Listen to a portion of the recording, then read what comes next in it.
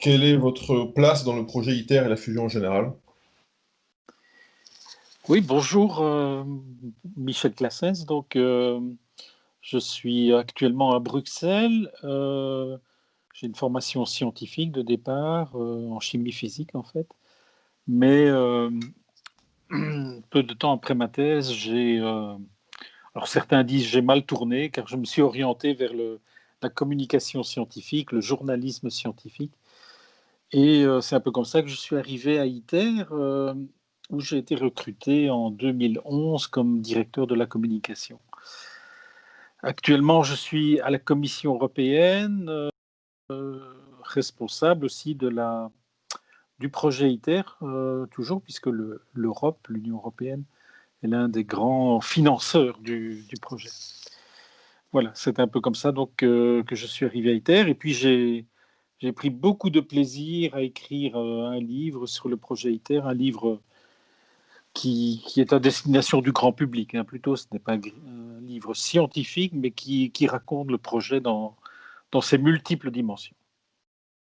Et écoutez, monsieur, merci beaucoup pour cette présentation. Euh, J'aimerais aborder pour commencer rapidement dire qu'est-ce que c'est que la fusion et comment ça marche, donc le principe général de base. On va commencer par ça.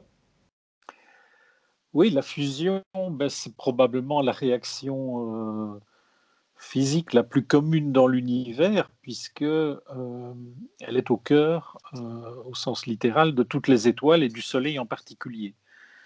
Les étoiles produisent leur énergie, la lumière, grâce aux réactions de fusion nucléaire. En quelques mots, les étoiles sont, à leur origine en tout cas, d'immenses boules de gaz, d'hydrogène principalement, qui atteignent des températures de plusieurs millions de degrés. Et dans ces conditions, les noyaux d'hydrogène qui ont perdu leurs électrons, hein, ils sont ionisés comme on dit, ces noyaux parviennent à fusionner, à se coller en fait.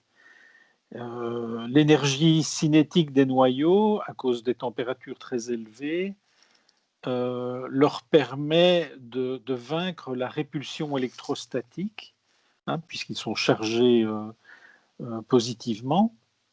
Et donc, ils se repoussent par la force électrostatique, mais à très haute température, à très hautes énergies. Donc, les noyaux parviennent à fusionner et cela libère de grandes quantités d'énergie en fonction de l'équation célèbre d'Einstein, E égale mc2.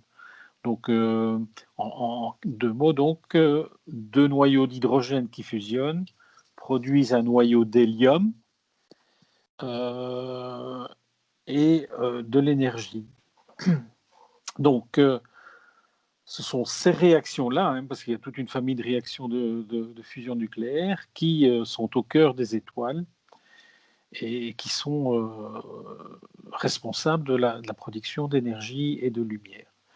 Donc ces réactions, toute cette physique nucléaire a commencé à être étudiée dans les années 1920, en fait, il y a 100 ans exactement, par des physiciens tels que Ernest Rutherford, Hans Bethe, etc., qui ont progressivement décodé toute cette physique. Et les physiciens se sont rendus compte alors, ça on est dans les années 1950, 1940-1950, donc que c'était un formidable potentiel de production d'énergie. Voilà, c'est ce qui a donné lieu. En fait, le rêve à cette époque-là était de pouvoir recréer sur Terre ces conditions exotiques, hein, si on peut dire, et chauffer donc des gaz à très haute température pour permettre aux noyaux de fusionner à leur tour, de produire de grandes quantités d'énergie et, bon, et de rayonnement. Voilà, c'est ce qui a motivé les physiciens à l'époque, ce rêve donc de pouvoir recréer sur Terre la fusion nucléaire. Très bien, merci. Donc, en gros, si je résume, la fusion, ça consiste à mettre le soleil et les étoiles en boîte pour en tirer de l'énergie à des fins d'utilisation humaine. Voilà. Donc, si je résume de façon très triviale, c'est mettre le soleil en boîte et exploiter cette énergie. Et comme on va le voir, c'est effectivement une idée et un concept assez simple qui est très très difficile à mettre en pratique. Et avant de continuer, je me place du point de vue du profane. Quel est l'avantage de la nucléaire par rapport aux autres méthodes et sources d'énergie? Pourquoi on essaye de maîtriser cette source d'énergie et quels sont les avantages? Parce que moi, un néophyte me dit, moi j'ai déjà des centrales à charbon, j'ai déjà des centrales nucléaires. Pourquoi on essaye de faire ça et c'est quoi les avantages et les inconvénients? Oui, très bien. En fait, le soleil en boîte, oui, si on veut, c'est une image très simplifiée, mais trop simpliste sans doute, parce que le soleil, les étoiles, en fait, elles tiennent, elles se maintiennent grâce à la force gravitationnelle. Sur Terre, on ne peut pas, on ne peut pas compter sur l'interaction pour maintenir le plasma sur lui-même. Donc, on doit utiliser des trucs technologiques. Bon, ça, on va en parler peut-être un peu plus tard. Et donc, cette image, donc, est un peu trop simpliste. De plus, je me suis rendu compte, ayant accueilli à Cadarache, là où se construit ITER en France, ayant accueilli des dizaines de groupes de visiteurs, je me suis rendu compte que cette image faisait un peu peur aussi aux néophytes, précisément parce que mettre le soleil en boîte, bon, c'est quelque chose qui n'est peut-être pas très rassurant vu les hautes températures mises en jeu. Donc, c'est une arme un peu à double tranchant de comparer le réacteur ITER à un soleil en boîte. Sinon, l'avantage de ces réactions et de la fusion, c'est que, comme je l'ai dit, donc, la réaction consiste à fusionner deux noyaux d'hydrogène, hein, ce qui donne un noyau d'hélium. L'hélium est un gaz neutre, un gaz noble, donc inoffensif d'un point de vue chimique. Voilà, donc la réaction en elle-même donc est relativement simple. On n'a pas de réaction en chaîne, là, contrairement aux réactions de fission nucléaire qui mettent en jeu l'uranium et le plutonium notamment. Euh, et à part des neutrons qui sont produits, par exemple, dans la réaction de fusion d'isotopes de l'hydrogène comme le deutérium ou le tritium, il n'y a pas de rayonnement euh, dangereux qui est émis.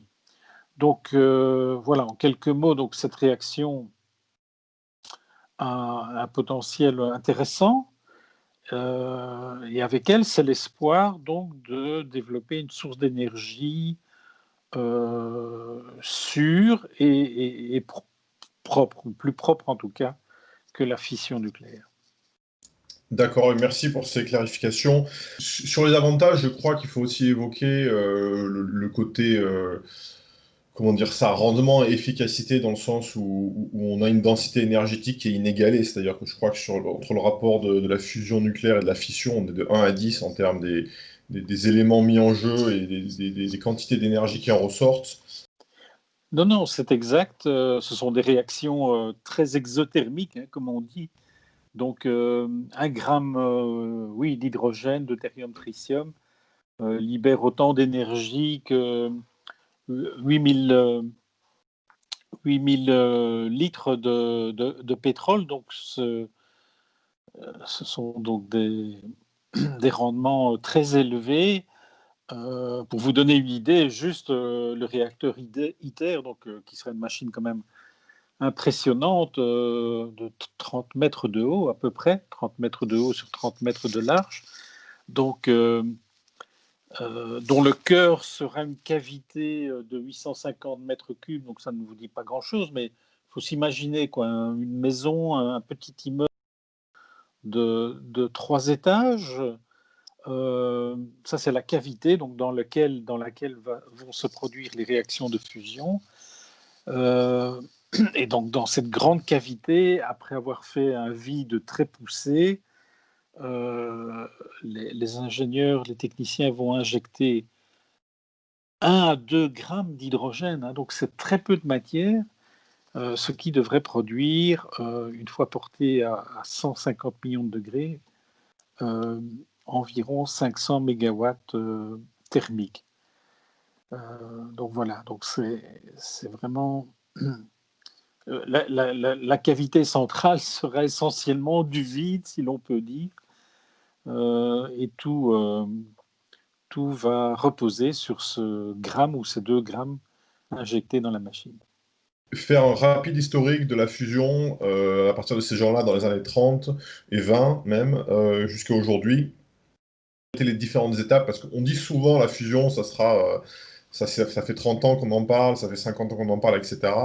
Donc j'aimerais faire un rapide historique de quelles ont été les grandes étapes dans ce dernier siècle de recherche et quels ont été les progrès, parce que des fois les gens ont un peu du mal à comprendre, on dit bon ben voilà la fusion ça fait 100 ans qu'on en parle, mais il se passe rien, et non il se passe beaucoup de choses, mais ça prend du temps et il faudrait effectivement marquer les étapes.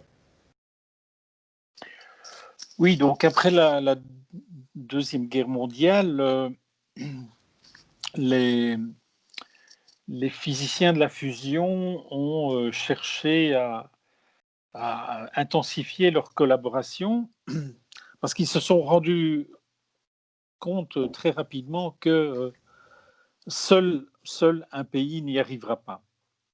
Donc la fusion recèle d'immenses problèmes, ça c'était rapidement compris, mais en même temps, et ça aussi les non-spécialistes peuvent le comprendre, maîtriser cette très haute température, ces conditions très particulières, n'est pas à la portée de n'importe quel laboratoire. Donc, la nécessité d'une coopération internationale s'est imposée assez rapidement. En parallèle, donc, les premières machines de fusion voyaient le jour à la fin des années 40, 50, d'abord en Russie, aux États-Unis également. En Russie, c'est ce concept de tokamak. Donc, tokamak, un acronyme russe qui dit essentiellement chambre toroïdale entourée d'aimants. C'est ce concept-là donc qui s'est développé grâce notamment au physicien Sakharov et d'autres. Et petit à petit, les grands pays se sont dotés de tokamak. À l'époque, donc on parle donc des années 50, 60, 70, 70. Ces machines étaient relativement modestes, mais gagnaient en taille, et en puissance. C'était quand même à l'époque des machines de recherche scientifique plutôt fondamentales pour étudier le comportement des plasmas, donc ces gaz portés à très haute température. En parallèle aussi, se sont développées d'autres approches technologiques de la fusion, car il y a plusieurs moyens, a priori, d'atteindre de très hautes températures. Le tokamak en est un. On chauffe un gaz et on l'enferme, si on peut dire, dans un puissant chimique, de façon à contenir les particules chargées du gaz. Mais on peut imaginer bombarder, par exemple, avec des faisceaux laser très puissants, une cible composée d'hydrogène également, et porter cette cible à très haute température, déclencher des réactions de fusion. Donc ça, c'est ce qu'on appelle la fusion inertielle, qui à l'heure actuelle est explorée principalement en France, le laser mégajoule, et au NIF aux États-Unis. Donc, vous voyez, donc il y a rapidement eu plusieurs approches. Alors même dans les approches de confinement magnétique, il y a des variantes, il y a des conceptions de réacteurs différentes. On a le Stellarator aussi, dont la machine la plus performante se trouve en Allemagne, qui a une configuration un peu différente. Le principe est essentiellement le même. Mais donc ça révèle en effet qu'il y a eu rapidement différentes approches et de nombreuses recherches dans les grands pays principalement. C'est vrai qu'on dit que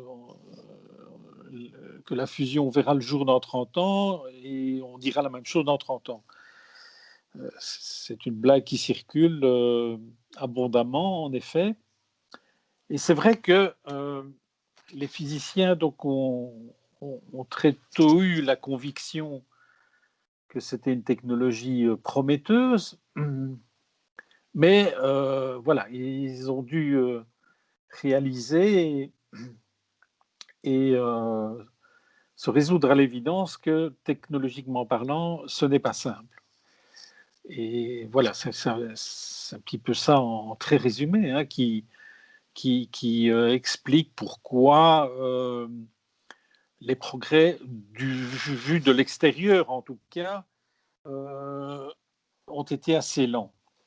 Dans l'intérieur, dans la communauté scientifique, les progrès ont été nombreux, hein, mais malheureusement pas toujours connus du grand public. Bon, ça c'est un autre sujet, c'est la communication scientifique vers le public et le partage des connaissances de pointe. Mais voilà, avec ITER, je pense que le public voit que ces progrès deviennent concrets et on parle maintenant voilà, de futurs réacteurs de fusion nucléaire, de la possible production sur Terre de cette énergie propre, ou en tout cas plus propre et sûre. Souvent, on a un peu du mal à comprendre. On sait qu'ITER, ça fait de la fusion, que c'est quelque chose de nucléaire qui est potentiellement révolutionnaire, mais les gens ne comprennent pas forcément ce que c'est ITER. C'est quoi le but d'ITER? Est-ce que c'est de faire de l'énergie? Est-ce que c'est de démontrer un concept scientifique? Est-ce que c'est de faire un prototype d'une future centrale? Si vous pouvez nous expliquer ce que c'est qu'ITER, en fait, les buts. En fait. Le but d'ITER, tel qu'il est défini dans le traité international, hein, qui a été signé en 2006 par les membres. Donc, il y a 7 membres à l'heure actuelle qui financent et qui soutiennent et qui réalisent, qui construisent la machine.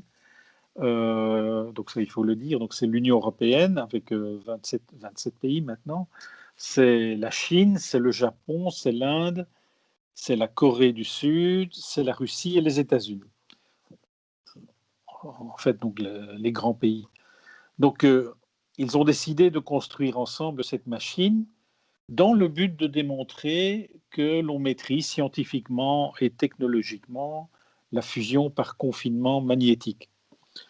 Voilà, ça c'est essentiellement le but d'ITER. On n'est pas encore dans une perspective de production industrielle d'énergie, mais voilà, ITER doit montrer que tout cela fonctionne et que l'on va quand même produire de l'énergie de fusion. On n'est pas encore là dans la production d'électricité. ITER ne produira pas d'électricité et on ne fera rien d'ailleurs de l'énergie produite car c'est une installation purement expérimentale, vous voyez. On va apprendre ensemble, on va faire fonctionner la machine, on va comprendre ce qui marche, ce qui ne marche pas, ce qui est compliqué, etc. On va tester un certain nombre de choses. Très Ça, bien. c'est ITER. D'ailleurs, c'est l'origine de l'acronyme ITER, c'est l'acronyme de International Thermonuclear Experimental Reactor. Oui, alors ça c'est intéressant l'acronyme parce que vous en parlez dans votre livre. ITER maintenant fait référence, il me semble, au terme latin, donc il veut dire, qu'est-ce que ça veut dire en latin ITER? Le chemin, la voie. D'accord. Ça a été le pur hasard en fait, ou ça a été un peu calculé que l'acronyme corresponde au chemin latin? Non, c'est un hasard en fait, mais car historiquement, ITER vient de l'acronyme. Et puis, comme vous le dites précisément, en Europe notamment, donc, il y a une certaine sensibilité au nucléaire qui fait que nous avons trouvé qu'il était plus neutre, disons, de dire que ITER, voilà, c'est le mot latin pour le chemin. Donc, le chemin, en fait, vers une nouvelle source d'énergie. Donc pour revenir au but d'ITER, c'est intéressant. Donc il faut bien comprendre que ce n'est pas une centrale qui va produire de l'électricité. C'est une expérience scientifique qui vise à démontrer des concepts et des maîtrises technologiques. Justement, le but d'ITER, bon, vous me direz si je me trompe, c'est qu'on sorte plus d'énergie thermique que ce qu'on en ajoute. Donc c'est là vraiment de valider le concept que cette chose, cette technologie de fusion maîtrisée dans le tokamak, peut avoir un gain net d'énergie. Est-ce que vous pouvez revenir là-dessus, déjà dire si j'ai pas dit de bêtises, et puis revenir sur le fameux concept de Q, et puis après on rentrera plus dans le détail sur le Q global et le Q d'efficacité électrique, etc. Oui, oui, tout à fait. Donc, historiquement, le tokamak européen JET, qui est situé près d'Oxford, hein, en effet, dans le nord de Londres, qui est à l'heure actuelle toujours la machine la plus puissante au monde hein, dans la fusion nucléaire. En 1997, ce réacteur, pour la première fois, a produit 16 mégawatts, 16 mégawatts de puissance thermique à partir donc, des réactions de fusion. Donc c'était un grand résultat qui a fait évidemment la nouvelle dans le monde entier. Alors bon, il a fallu injecter 24 mégawatts de puissance pour chauffer le gaz, et donc c'est le rapport 0,7 que vous citez, donc 16 divisé par 24. Donc voilà. On n'est pas encore dans des conditions, on n'était pas encore dans des conditions intéressantes d'un point de vue industriel, commercial, puisque il faut injecter plus de puissance que ce qu'on récupère. Mais enfin, c'était quand même une première mondiale.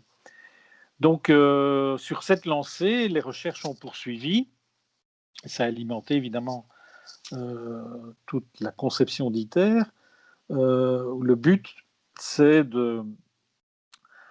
a été de concevoir une machine pour la production d'énergie et l'objectif avec ITER, c'est d'atteindre 500 mégawatts de puissance thermique générée par la fusion. La puissance thermique, la puissance injectée pour plasma à ITER serait de 50 mégawatts, ce qui fait donc un rapport de 1 à 10 entre ce qui sera injecté dans le plasma et ce qui sera produit. Ça a donné lieu à des mauvaises interprétations en disant, ça a été repris dans de nombreux articles en disant que ITER va générer 10 fois plus d'énergie que ce qui est injecté dans la machine, ce qui était incorrect. Car si on veut vraiment comparer les énergies in et out, bah, il faut comparer la puissance produite à toute la puissance nécessaire pour faire fonctionner la machine et tous les systèmes. C'est-à-dire, ce n'est pas seulement chauffer le plasma, donc 50 mégawatts, mais c'est entretenir aussi tous les aimants, toute la cryogénie, etc. autour. Donc, ça, c'est une discussion qui est un peu technique, qui est peut-être pas la plus pertinente pour ITER parce qu'on n'est pas encore dans une logique commerciale, Mais bon, c'était, je pense, utile aussi de rappeler aux gens donc, que voilà, il faut comparer des pommes avec des pommes. Et donc, de ce point de vue-là, ne pas se concentrer uniquement sur la puissance utilisée pour chauffer le plasma. Voilà, donc ça a ouvert, ça ouvre le débat évidemment sur l'après-ITER, l'éventuelle application commerciale et industrielle de la fusion, que l'on espère tous évidemment, mais bon, on en parlera peut-être tout à l'heure, mais qui rencontre encore un certain nombre de questions et d'inconnus. C'est quoi les défis, techniques, scientifiques, technologiques d'ITER? Parce que c'est un peu aussi on fait une expérience, donc c'est qu'il y a des défis, à régler et à développer. Est-ce que vous pouvez nous rappeler brièvement, quels sont vraiment les grands axes de travail sur lesquels on essaye de travailler à ITER pour faire avancer justement cette technologie? D'accord. Bon, les expériences n'ont pas encore commencé, hein, car ITER est toujours en construction. Et la date qui est officiellement mentionnée pour le premier plasma, donc le- le départ des expériences, la mise à feu, si on peut dire, c'est 2025. Il y a eu une réunion il y a 2 semaines du Conseil ITER, qui est donc l'organe de décision, de pilotage du projet. À cause de la pandémie, malheureusement, les fabrications prennent un peu de retard. Donc, on doit s'attendre à ce que la date de mise en route du réacteur soit repoussée. Mais bon, on verra plus clair l'année prochaine. Euh, sinon, euh, sinon les grands défis d'ITER et de la fusion, en tout cas de la fusion par confinement magnétique, c'est de pouvoir montrer que cela fonctionne, c'est-à-dire que chauffer un plasma à 150 millions de degrés, ça c'est quelque chose qui techniquement est faisable, hein. Dans un réacteur, dans un tokamak coréen, ils ont atteint récemment 560 millions de degrés, donc c'est tout à fait accessible. Ce qu'il faudra réaliser avec ITER, c'est stabiliser ce plasma euh, pendant plusieurs minutes et si possible même plusieurs dizaines de minutes pour approcher de conditions industrielles et de la production quasi permanente d'énergie. Donc on en est loin à l'heure actuelle. Le record mondial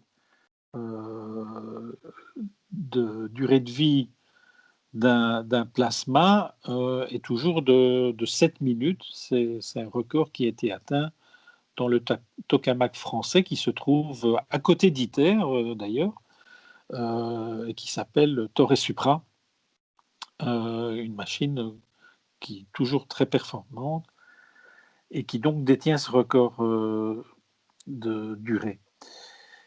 La durée, donc, c'est une chose. Il faudra donc stabiliser ce plasma, vaincre ce qu'on appelle les disruptions, etc. Donc, les instabilités qui vont surgir dans ce milieu hautement instable. Et puis, il y a d'autres défis pour aborder donc, la production industrielle. C'est notamment de trouver des matériaux que l'on ne connaît pas encore et qui pourront résister aux conditions très agressives de l'intérieur d'un tokamak. Hein. On pense aux hautes températures, aux neutrons très énergétiques qui vont se balader dans tous les sens. Euh, et pour lequel on n'a pas encore de réponse à l'heure actuelle. Donc ça, c'est un défi qui fait l'objet de recherches particulières pour trouver des matériaux donc résistants à ces conditions. Et puis, il y a d'autres défis, hein, c'est disposer d'aimants, si possible, encore plus puissants et travaillant à plus haute température, parce que les aimants d'ITER, qui seront un bijou technologique, seront maintenus à la température de 4 degrés Kelvin, donc moins 269 degrés Celsius pour fonctionner et pour être supraconducteur.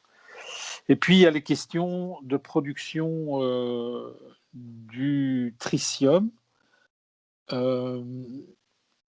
puisque c'est l'un des deux combustibles avec le deutérium. ITER va utiliser du tritium produit ailleurs.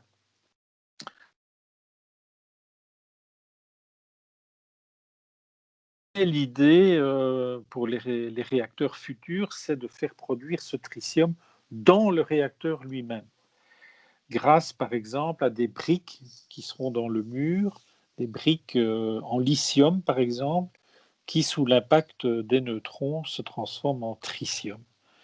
Voilà, ça c'est une expérience aussi qui sera menée dans ITER. Voilà, vous voyez, donc il y a quand même un certain nombre de défis qu'il faut résoudre avant de pouvoir être certain que cette technologie a un avenir industriel devant elle. Sur le calendrier, donc effectivement, c'est intéressant d'aborder le calendrier. Les Américains appellent ça les milestones, roadmap, parce qu'on sait, voilà, on a fait un historique avant, on sait que ça fait 50 ans qu'on bosse là-dessus. Là, ITER, c'est un projet qui est né à la fin de la guerre froide, de coopération, qui est actuellement encore en construction, mais qui est sur la fin. Et vous avez évoqué que le premier plasma, donc c'est 2025. Et après, je crois que la première réaction nucléaire en tant que telle, il me semble que c'est 2035. Donc, ce que j'aimerais évoquer, c'est effectivement, c'est quoi le calendrier d'ITER, quelles sont les expériences à mener et jusqu'à quand ça nous mène. Et puis après, on passera dans la phase démo et prototype. Oui, oui, donc c'est ça. Donc, à l'heure actuelle, donc premier plasma 2025. Après, donc finalisation des constructions et de tous les éléments nécessaires pour passer en phase nucléaire, comme on dit, où l'on va faire fusionner donc des mélanges de deutérium-tritium. Et ce sera dans ces conditions-là que le réacteur va produire son maximum d'énergie. Donc, on va atteindre les rendements les plus élevés. Donc ça, c'est pour 2035. Maintenant, comme je disais, hein, c'est probablement donc un calendrier qui va se décaler un petit peu à cause notamment de la pandémie et du retard pris pour certains composants critiques. Voilà, c'est un projet immensément complexe, comme vous l'avez compris, pour plusieurs raisons, et qui va rester complexe jusqu'à la fin. Hein. Donc 2025, on fait le premier plasma. 2035, les premières réactions nucléaires, donc fusion deutérium-tritium.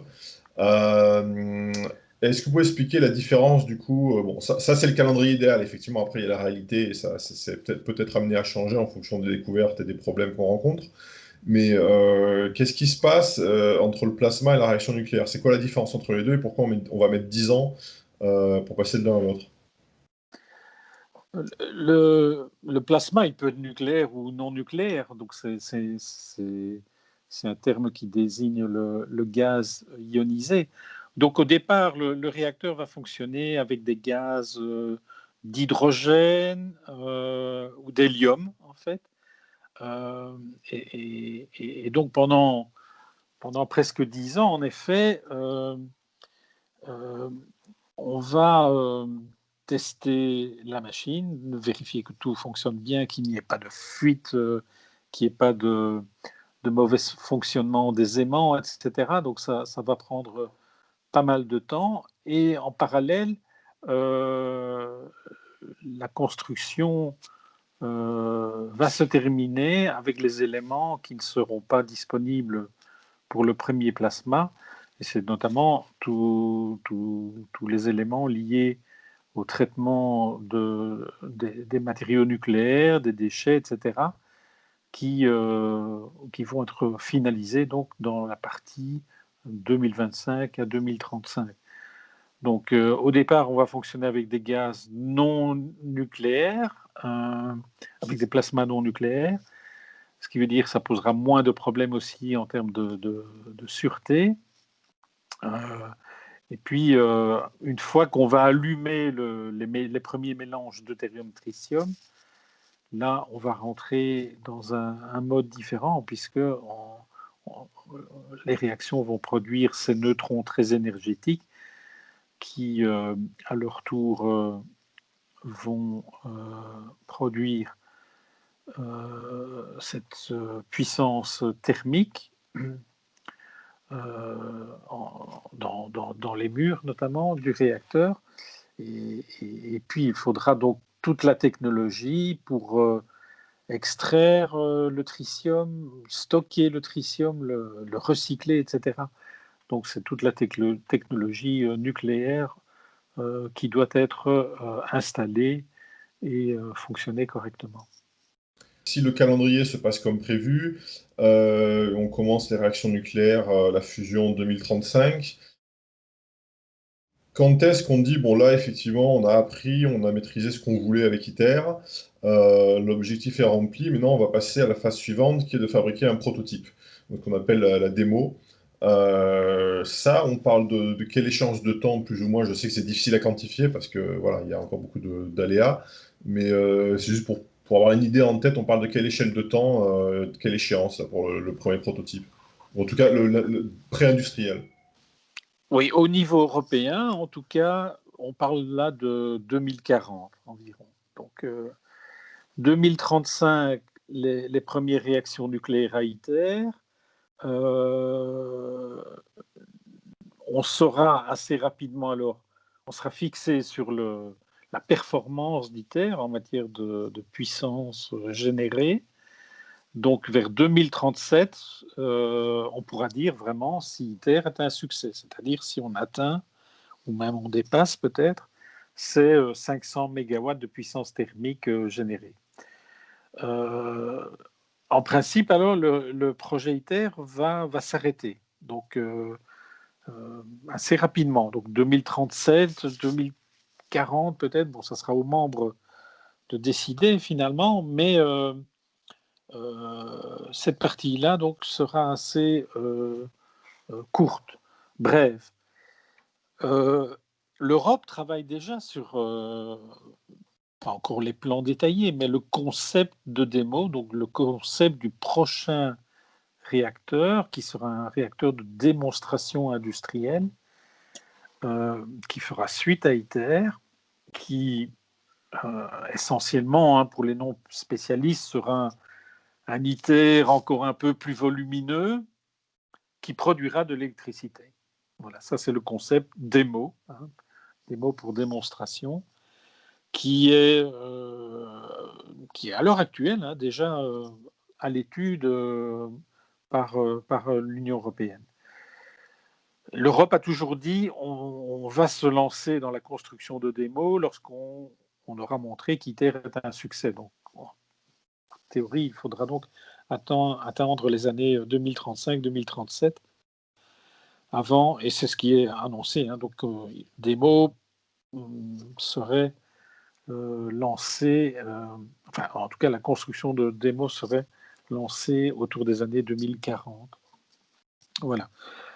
D'autres partenaires ont déjà pris les devants. La Chine a lancé un projet ambitieux qui, pour l'essentiel, vise à construire un réacteur similaire à ITER en Chine, à eux seuls d'ailleurs. Les Chinois restent dans ITER, mais ils veulent aller de l'avant et donc vont construire un réacteur de type ITER qui produira de l'électricité, alors, dans leur cas. Voilà, donc, connaissant les Chinois, lorsqu'ils mettent les moyens et que le soutien politique est là, ils vont aller très vite.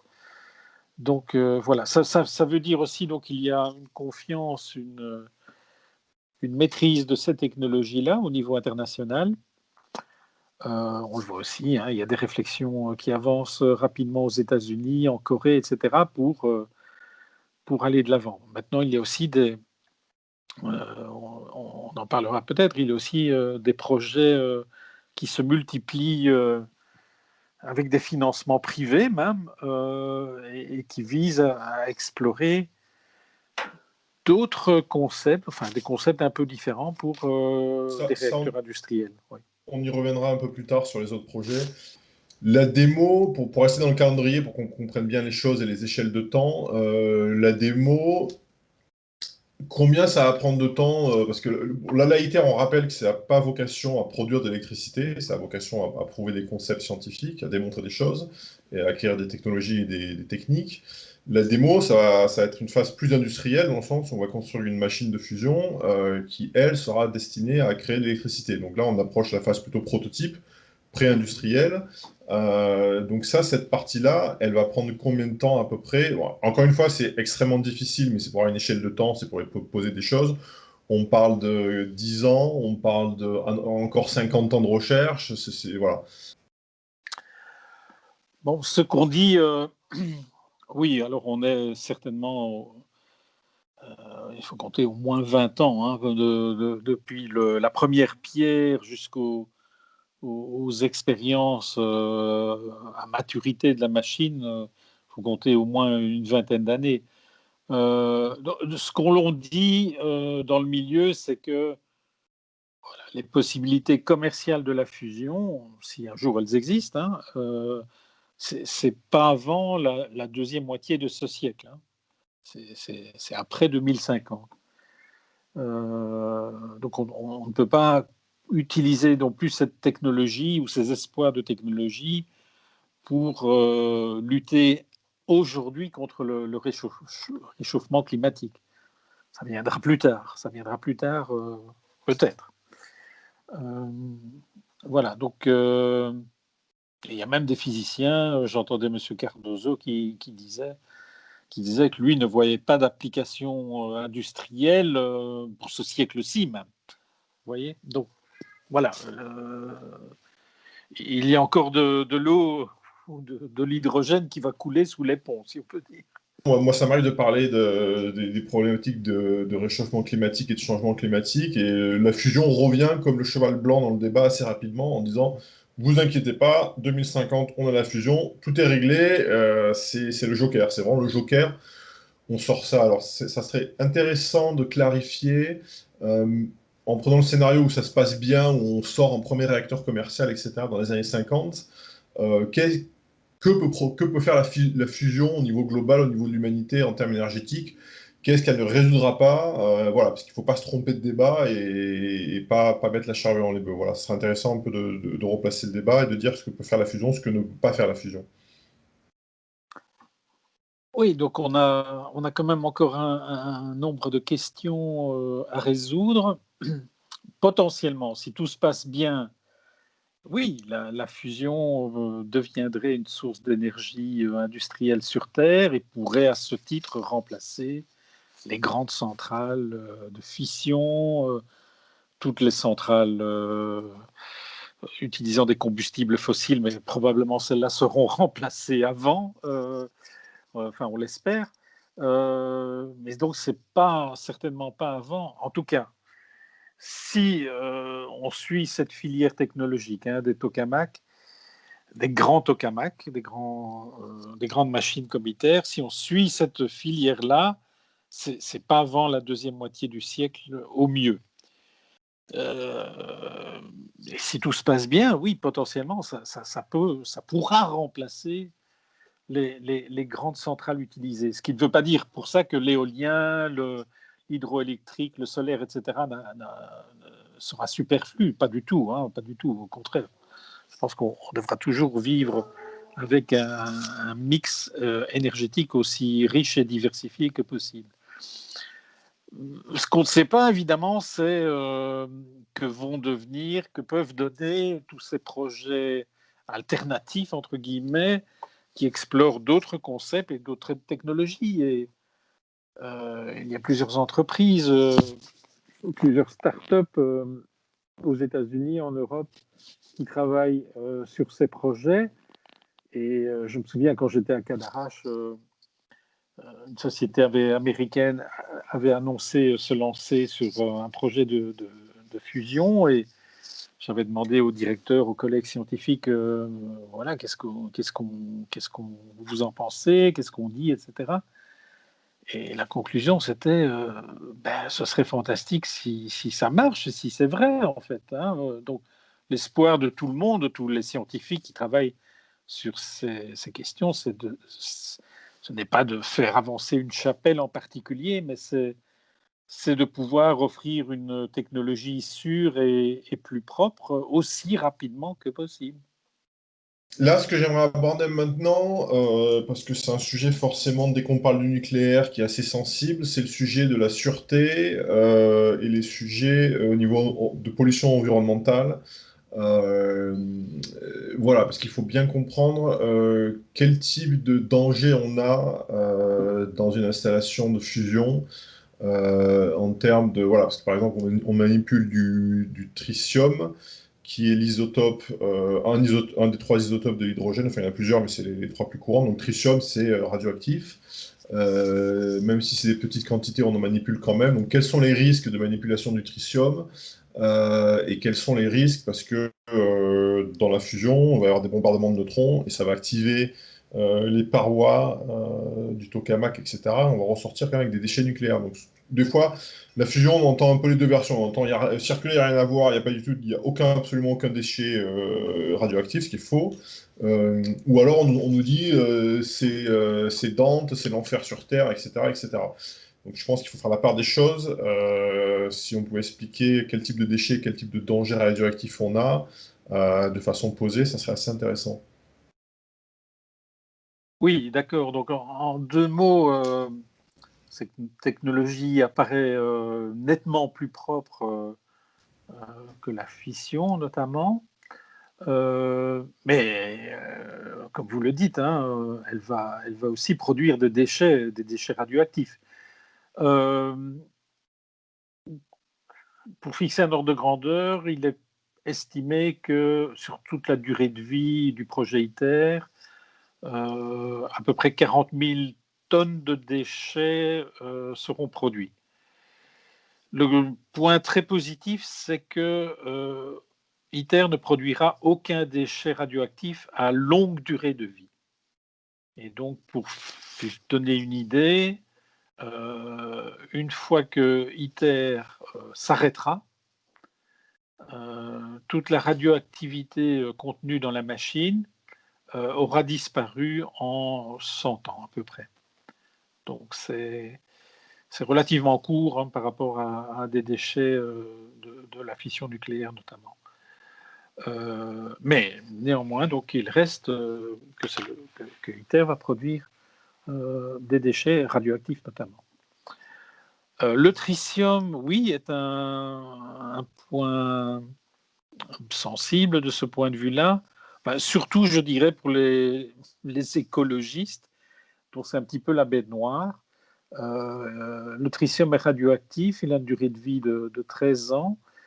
Il n'est pas très radiotoxique, c'est-à-dire qu'on peut facilement se protéger du tritium, mais il est dangereux si l'hydrogène tritium est incorporé dans une molécule d'eau, par exemple, et que vous ingérez ces molécules, puisque vous aurez de la radioactivité dans votre corps. Donc voilà.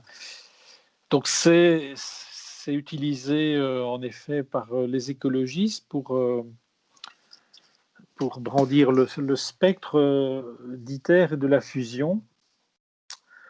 D'où aussi l'intérêt de ces recherches qui visent à faire produire le tritium dans la machine, hein, on va alors supprimer les problèmes de transport, notamment du tritium.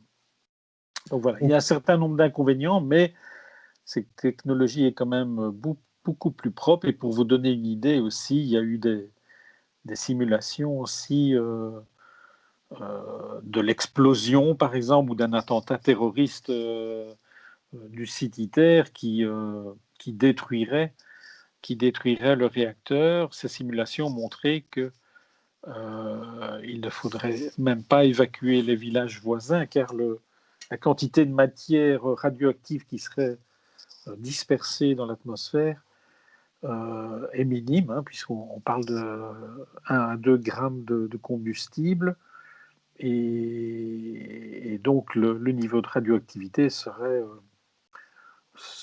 indétectable, il serait dans le bruit de fond, si vous. Admettons le scénario du pire, effectivement, parce que sur l'installation, il y aura à peu près 4 kilos de tritium stockés, hein, donc voilà, encore une fois, on est sur des quantités qui sont vraiment minimes par rapport à la fission, mais vraiment, admettons le scénario du pire, pour une raison X ou Y, ces 4 kilos de tritium s'envolent, il y a une explosion, j'en sais rien, je dis absolument n'importe quoi, une explosion dans la cuve de tritium qui fait que le truc part dans la nature. Déjà, le tritium, il me semble que c'est un isotope d'hydrogène, donc c'est plus léger que l'air. C'est quoi ça part dans l'atmosphère, ça s'envole en fait, non? Comment ça se passe? Oui, oui, c'est ça, c'est de l'hydrogène, hein. Voilà, Chimiquement parlant, c'est de l'hydrogène, un donc peu plus lourd. il va se diluer dans l'atmosphère assez rapidement, hein. Voilà. Donc tout Effectivement. ça a été simulé, hein, tout ça a été simulé, et, et les conclusions sont en effet que l'évacuation des villages voisins ne sera pas nécessaire. Maintenant, donc vous avez parlé de ça.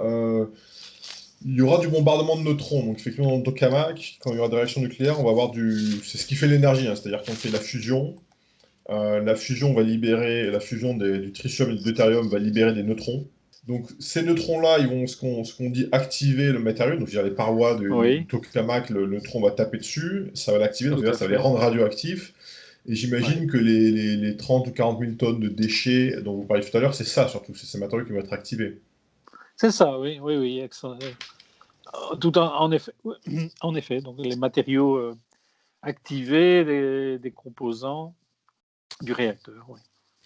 Et ça, vous dites que, contrairement aux centrales donc de fission actuelles, où il y a certains matériaux qui ont des durées de demi-vie extrêmement longues, c'est pour ça que du coup, il faut les stocker pendant des centaines de milliers d'années pour certains. Là, cette activation par neutron, la radioactivité se perd assez vite, c'est-à-dire que vous dites à peu près au bout de 100 ans, ces matériaux seront plus dangereux. Tout à fait, oui, c'est ça. Donc la radioactivité aura disparu. On pourra même réutiliser ou recycler ces matériaux dans d'autres réacteurs. Enfin, j'ai aucune idée si c'est réaliste. À l'heure actuelle, on ne peut certainement pas s'engager formellement dans cette voie. Mais voilà, pour dire que la radioactivité aura disparu.